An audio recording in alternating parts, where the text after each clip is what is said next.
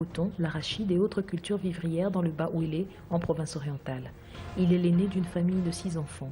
Le devoir conduit la petite famille dans la province du Maniema vers 1949, son père occupant la section technique d'une entreprise coloniale de production d'étain à Kalima. Une année après, Raymond connaît une première étape difficile. Il sera foudroyé par la poliomyélite alors qu'il n'est âgé que de 5 ans. C'est le début d'une longue tournée à travers les villages de la région à la quête d'une guérison de ce qui apparaissait à l'époque comme un sort, le mal n'étant pas encore connu.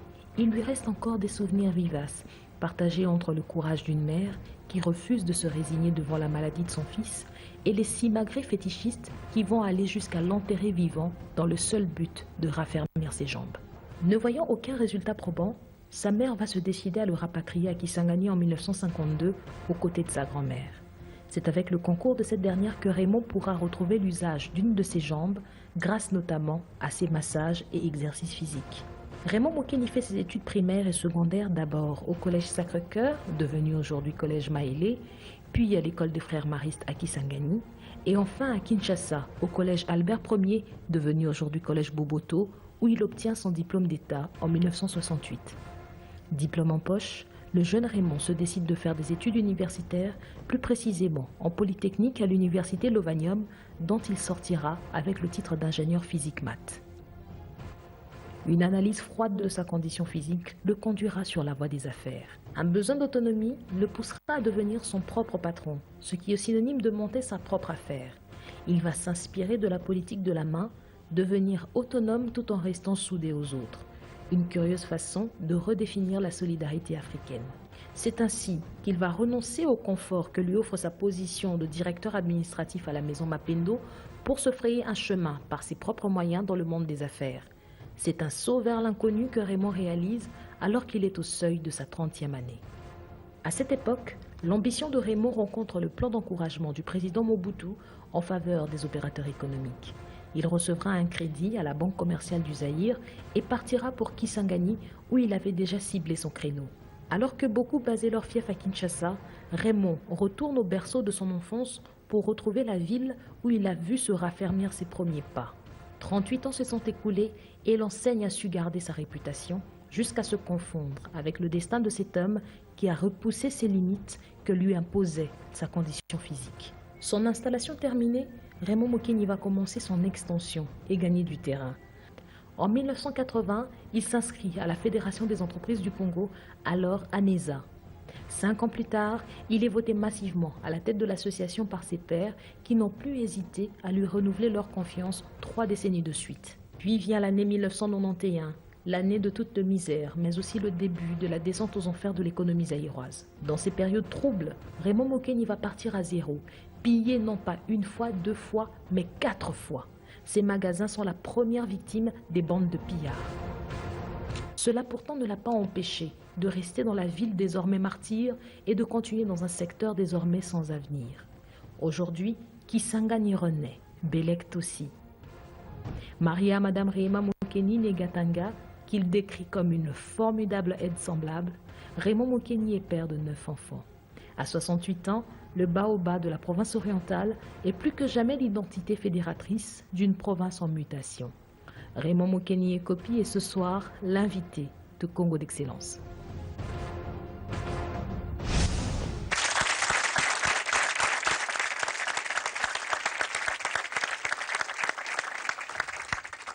Monsieur Raymond Mokeni Ekopi Kane, soyez le bienvenu sur le plateau de Congo d'Excellence. Je vous en remercie.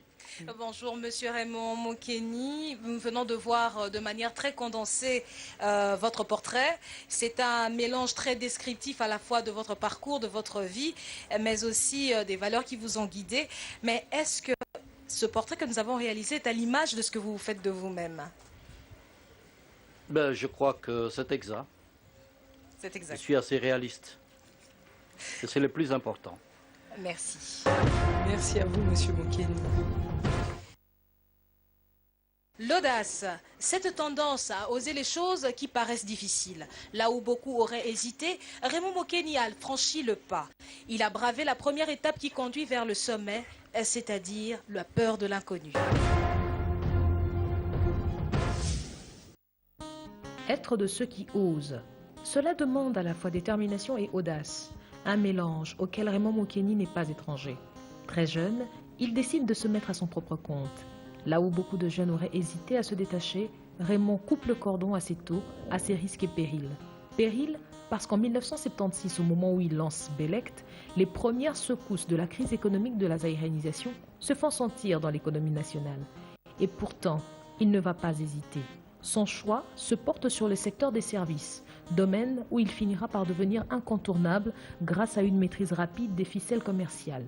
Garage industriel, menuiserie moderne, distribution des produits de première nécessité comme le ciment ou encore les produits pétroliers, plantation de café, rizerie entre Bouta et Kisangani, la liste est longue jusqu'à inclure une usine de transformation d'eau de source.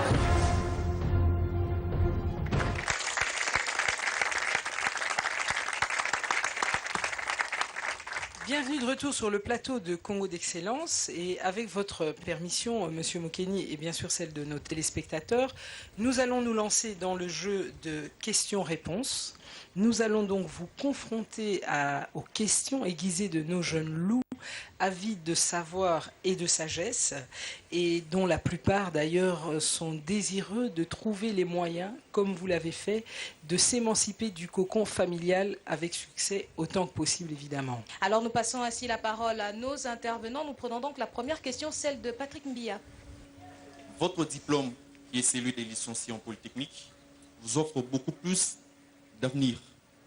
Mais nous avons remarqué une désorientation par rapport à votre diplôme. Et ma question est celle-ci. Qu'est-ce qui vous a poussé à avoir ce virement? Voilà, merci. Dans la vie, il faut souvent être réaliste.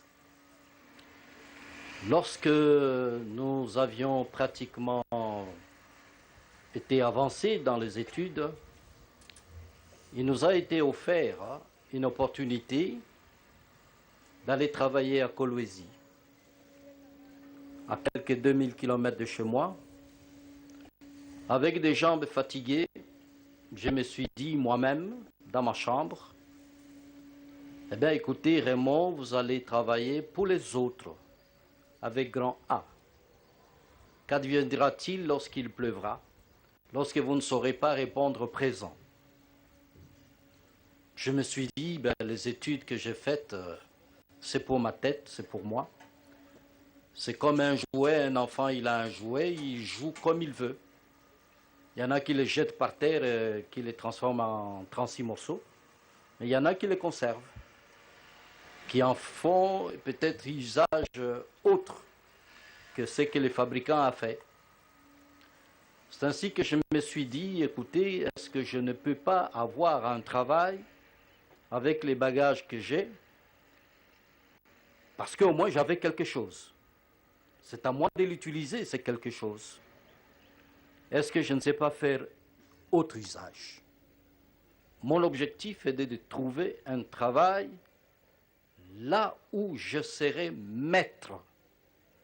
Je ne dépendrai pas des autres au regard de ma condition physique. C'est cela qui m'a obsédé. Eh bien, après moult recherches, j'ai trouvé que c'était les affaires. Parce que qu'il pleuve, qu'il fasse chaud ou froid, ben, écoutez, j'étais dans mon bureau. Voilà, donc c'était la recherche de l'autonomie que j'ai abordé, tout simplement les affaires. Mais au moins, j'avais mon bagage, j'avais un acquis, et c'était l'essentiel. Merci. Merci. Merci, Monsieur Mokeni, pour cette réponse, je crois, des plus franches. Merci à vous. En fait, je veux dire aux jeunes de ne pas être esclaves au premier choix. Quand le premier choix porte des doutes, n'hésitez pas. N'hésitez pas de négocier un autre virage. Voilà un peu la leçon. Merci. N'est-ce pas, les jeunes?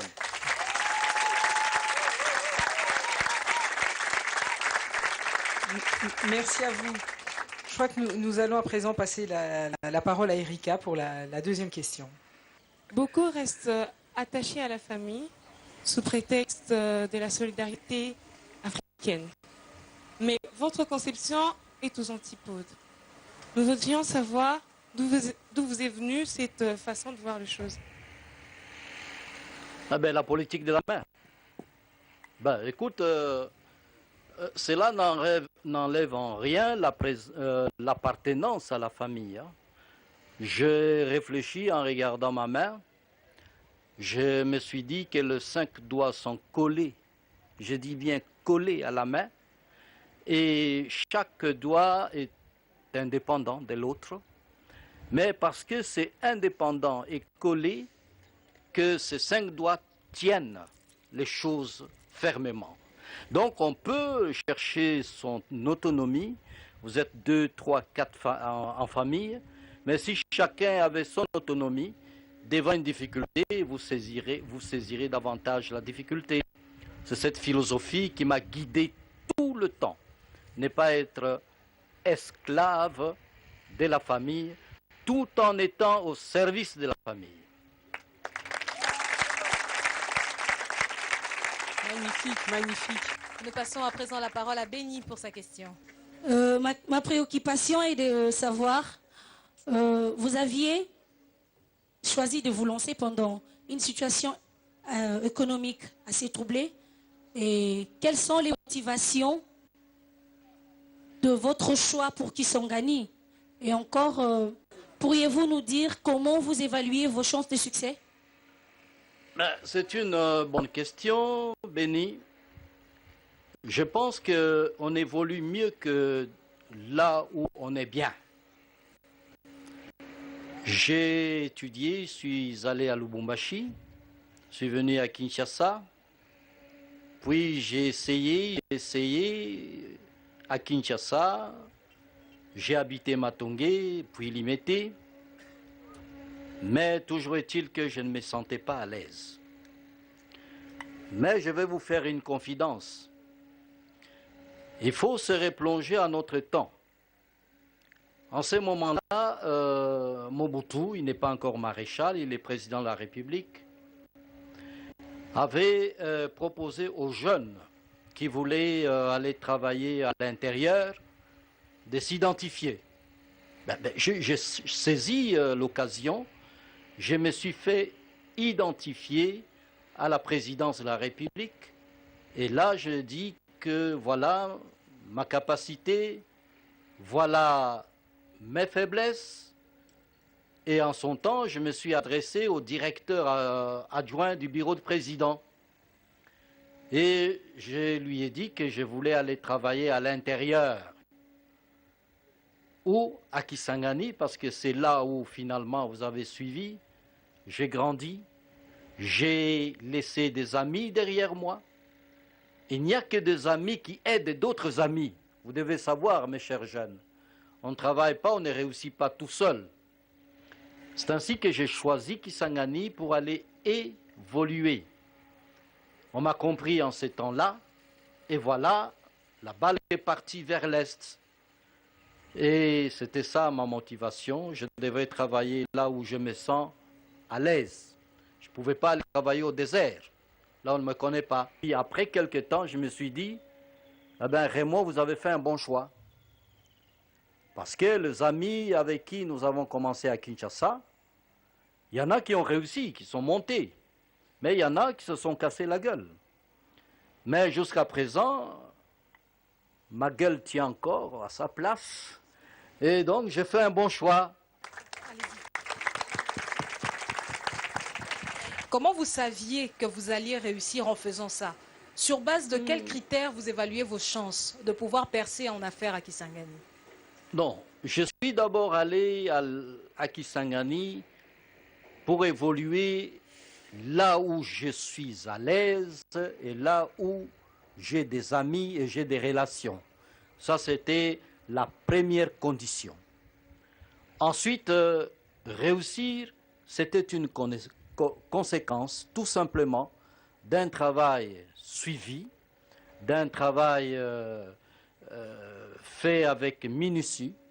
Sinon, j'avais une vision, Je dis, il faut travailler à l'intérieur. J'ai ausculté les marchés, je savais ce qui marchait, je savais ce qu'un jeune pouvait apporter. En ce moment-là, tenez-vous bien, cher jeune, j'avais 34 ans. Donc je me suis dit, écoutez, si je prends tel créneau, je crois qu'il y a 80% de chances. Donc j'ai tapé les besoins de l'intérieur. En ce moment, l'intérieur avait besoin de tout. Avait besoin de sel, avait besoin de sucre, avait besoin de riz, avait besoin de tout et de tout. Donc, je voulais combler un besoin qui s'est exprimé. Au fur et à mesure qu'on avançait, eh ben, on évoluait aussi dans le choix des marchandises ou autres à proposer à la consommation. C'est ainsi qu'on s'est jeté dans des domaines de la petite et moyenne industrie, ainsi de suite. C'est un peu, j'ai avancé un peu comme une source d'eau qui avance, qui évite tous les obstacles et se retrouve en serpentin, mais le ruisseau avance. C'est ainsi que nous avons avancé comme un ruisseau, en évitant les obstacles. Voilà.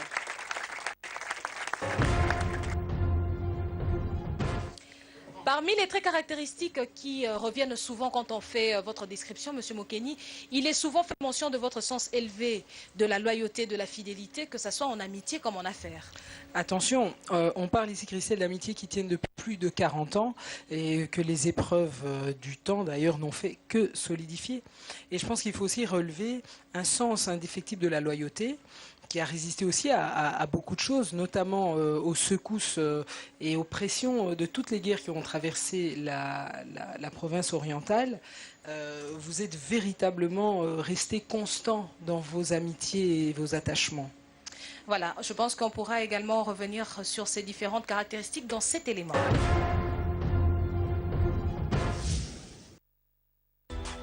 Se bâtir un nom dans le monde commercial demande à la fois pérennité et bonne moralité. L'une des caractéristiques reconnues à Raymond Mokeni et Kopi Kane est justement son sens de la loyauté et de la fidélité. Dans sa ceinture restreinte, on retrouve des amitiés vieilles de plus de 4 décennies, avant-garde composées aux premières heures de la construction de Bilect. Nous sommes des amis avec M. Mokeni depuis 1970. Et on s'est connus. C'est parce que je suis banquier. Plus particulièrement, je suis banquier. Je suis banquier à l'IZB. Tokutana papa Mokeni tout juste na dernière année nanga pona kosilisa na buta.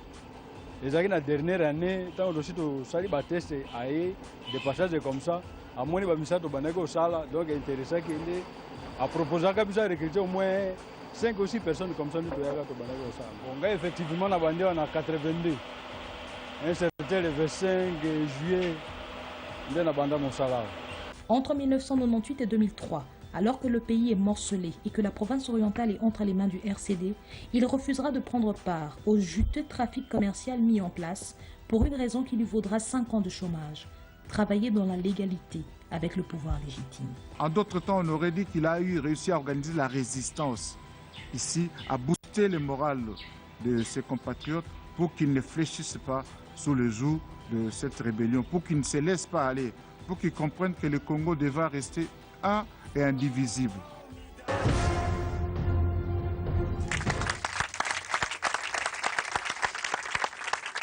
Retour sous ce plateau de Congo d'Excellence. Je vous rappelle, chers téléspectateurs, que nous sommes en compagnie de M. Raymond Mokeni et Kopi Kane, opérateur économique et président de la FEC dans la province orientale. Merci à vous d'être avec nous, M. Mokeni. Alors, on l'a vu dans cet élément, on l'a vu au travers de tous les éléments biographiques que nous avons partagés avec notre public. Vous êtes un homme fidèle qui tient dur comme fer à ses amis. Alors, la recette, d'où tenez-vous cela? C'est l'expérience de la vie, parce qu'en fait, Nata, je ne vois pas celui qui réussit sa vie si il n'est pas honnête, pas seulement honnête du côté argent, son engagement, sa parole d'homme. Parce que l'honneur vient après, c'est d'abord donner sa parole d'homme. Et je ne vois pas celui qui peut réussir sans loyauté, être loyal envers un ami. Et donc je suis fidèle envers mes agents, mais aussi, surtout, moi j'ai des amis avec qui nous avons un passé d'au moins 40-45 ans, sans dispute, sans rien du tout. Parce que j'ai considéré que c'est, Nathalie, le meilleur investissement qu'un jeune peut commencer avant de dire, écoutez, je suis déjà un homme. Donc on commence dès son jeune âge à cultiver ces deux vertus de loyauté et d'amitié. Je vous ai dit que quand j'étais au Home 30, je montais pour aller à la faculté polytechnique. Parfois, il m'arrivait de trébucher 3, 4, 5 fois. Ce sont les amis qui me relevaient. Et comme qui dirait, il faut tomber pour donner de la valeur à celui qui vous relève. Donc, je veux dire aux jeunes ici de ne pas avoir peur de tomber. Parce que c'est en tombant qu'on se réalise. Et ce n'est que ceux qui tombent, qui se relèvent, dit-on. Donc, n'essayez pas de vous décourager si la première lettre de demande d'emploi n'a pas sa réponse. Écrivez, et écrivez, et à la dernière lettre, une réponse viendra.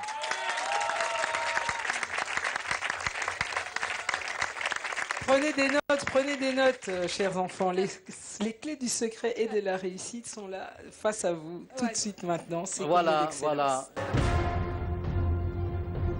C'est donc une belle leçon pour la jeunesse que nous avons réunie autour de vous, M. Mokeni. Et c'est une jeunesse que j'invite d'ailleurs à commencer à poser ces différentes questions.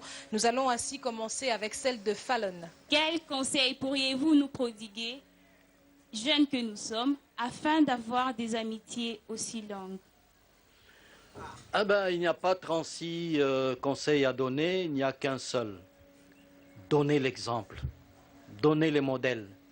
Parce que vous trouverez toujours des amis qui vous trahiront, mais continuez à investir cette confiance et vous verrez, ça paie toujours.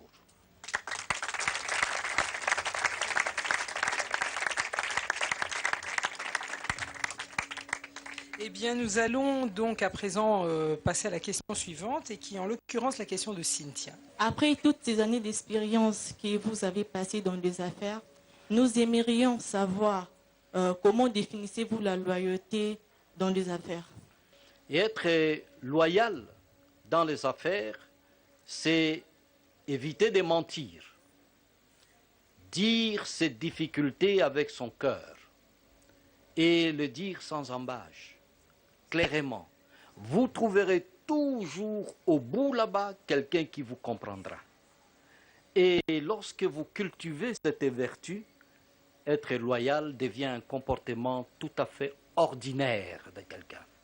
Et sans effort, on reste loyal.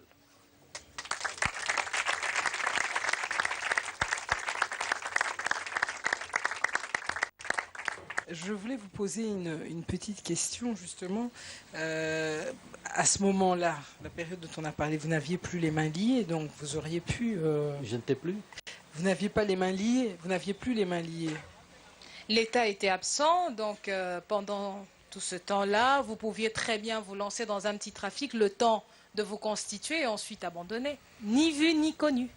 Je vous demande d'avoir et de travailler, de vivre selon une vision Christelle. Parce que, évidemment, nous étions là, on pouvait croire qu'il n'y avait pas l'État à ce moment. Mais Kinshasa continuait la vie. Les institutions continuaient. Les institutions, le pouvoir légal continuait. Et donc, il fallait être dupe pour croire que la vie terminait avec la situation qu'on connaissait. Donc il faut avoir un peu, chers jeunes, une vision beaucoup plus large des choses. Et je crois que je me suis inscrit dans ce cadre-là. Ce sont sont des conseils très importants que vous donnez à la jeunesse, c'est pour ça qu'on fait cette émission, en quête de repères.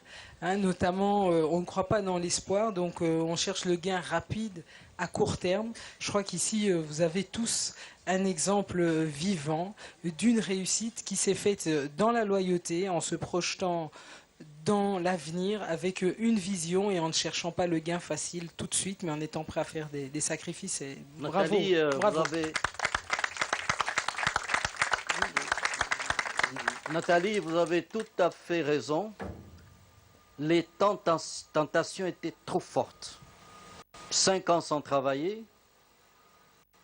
J'ai mon épouse là en face de moi. Elle pourra vous confirmer. Fort de ce que nous avons décidé, c'est-à-dire ne pas travailler avec les rebelles, nous étions réduits, chers enfants, à préparer pour vivre. Nous étions réduits à préparer du pain et des saucisses. Et c'est vous dire qu'il faut toujours tenir. Et quand vous tenez, vous trouverez toujours autour de vous une solution, petite soit-elle, mais vitale pour avancer encore.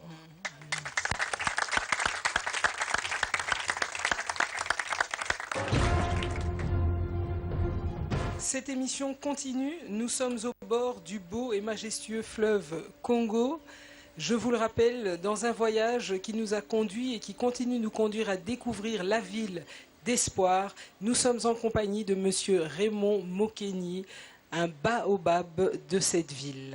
En effet, Nathalie, un baobab qui a su rassembler et faire parler un seul langage tous les opérateurs économiques de la province orientale. Celui de leurs intérêts communs réunis face justement à l'une des grandes crises qu'avait traversée cette province. De Bélect à la FEC, en passant par l'Association des commerçants de Kisangani, les témoignages sont unanimes sur le leadership fédérateur d'un homme qui a traversé les époques et survécu au tumulte de l'histoire. Sa force, c'est cette capacité à rassembler tout le monde pour faire face aux périodes difficiles. Il ne se soustrait pas aux rigueurs qu'impose la guerre, bien au contraire. M. Mokeni, c'est un président que nous considérons comme étant très efficace de la FEC et qui a toujours dirigé, comme M. Douard, la Fédération des entreprises du Congo, corporation de la province orientale. Et il n'a jamais hésité de mettre son intelligence, ce moyen, ses capacités au service des industries, au service de la corporation. Ce même esprit sera à l'origine de la réunion qui, en 2003, va décider de l'avenir de la province orientale au seuil de la réunification du pays, après près de 5 ans d'enfermement. Il va ainsi réussir à rassembler tous les opérateurs économiques et à les faire parler un même langage, au nom de l'intérêt général. Une action qui mériterait bien une distinction d'après certains. En 2003, vous vous souvenez, c'était encore la guerre, les pays étaient divisés et la province orientale était sous contrôle de la rébellion. Mais ces opérateurs économiques ont réussi à s'exfiltrer de cette province pour arriver à Kinshasa. L'opérateur économique qui conduisait la mission d'opérateur économique qui avait réussi à quitter la ville de Kisangani, c'était M. Raymond Mokeni. Pour le temps qu'il a passé au service des activités économiques de la province, je crois quand même qu'il mérite une certaine médaille. C'est là où nous voulons dire que c'est quelqu'un qui mérite être même décoré.